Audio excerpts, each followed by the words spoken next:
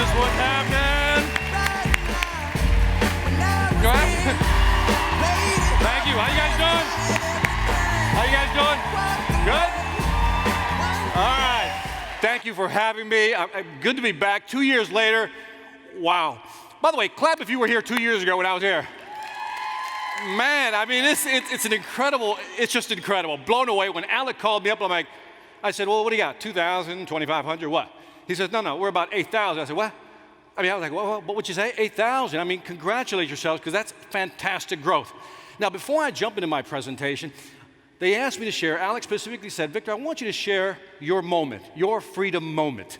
So I want to share with you my freedom moment, just very quickly, and it's my story, we're going to keep it short. Now, that's my freedom date right there, May 9th, 2001, 3:48 p.m. But as time went on, I like to call this thing a quiet discontent. Do you know what I mean before I even define it? You ever get something right here, and you go, I'm just not on purpose. This is not what I was meant to do. And so on May 9th, 2001, 3:48 p.m., I said goodbye to corporate America. I couldn't do it anymore. Now, when Eric the other day talked about commitment, I understood what he meant. Because you know when you walk into the boss's office, even though I did this on the phone, you know how you walk into the office and say, I quit. What do you think I felt at that moment? Tell me, yell it out. Freedom, euphoria, like screw you, I'm done, right? You feel good, right? But then moments later, when the euphoria is gone, something else sets in. Yes, like what did I just do, right? What did I do? And I went from a highly successful six-figure income, but I knew that in here I wanted to do something different. So I wrote my first book, started promoting my first book, and something happened. I started putting myself out there. I put all the chips in, I burned the ships. I'm gonna do this. That was a commitment. And in my first year, listen carefully, I made $17,000. Yeah, I said 17. My wife was like, I support you when I left on May 9th, 2001. May 9th, 2002, she said, I support you. It's like the fist came down. Wasn't as high.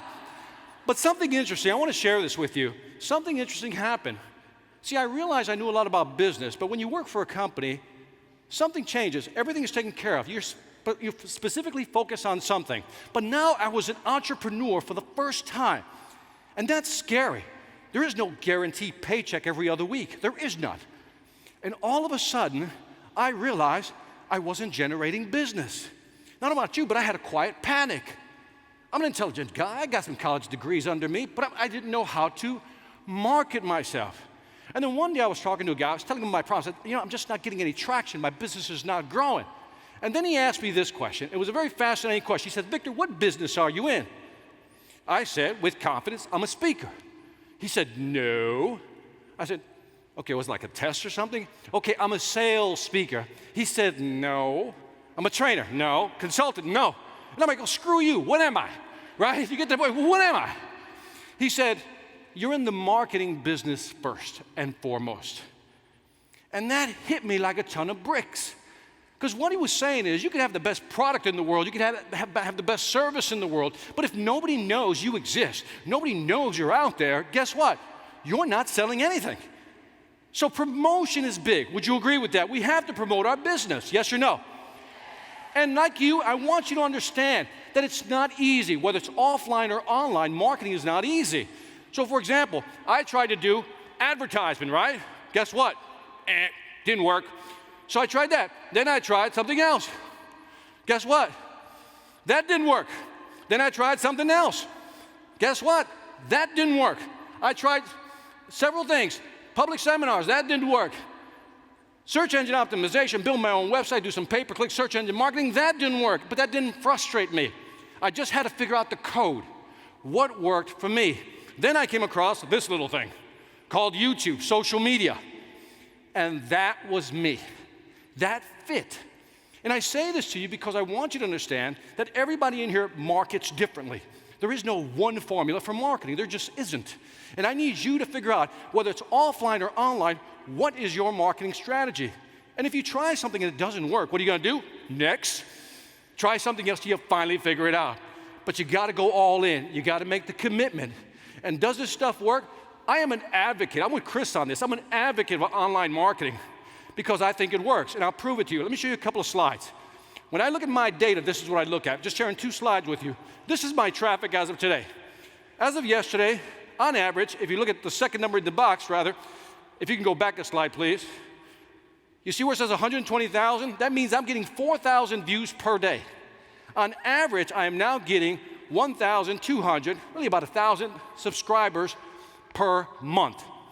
4,000 views per day, 1,000 subscribers per month, and if you know YouTube, you don't have to pay for this stuff, right? Because it's free. And then, when people find you on social media, what does that do? Drive traffic to your website. So here's my website traffic as of yesterday.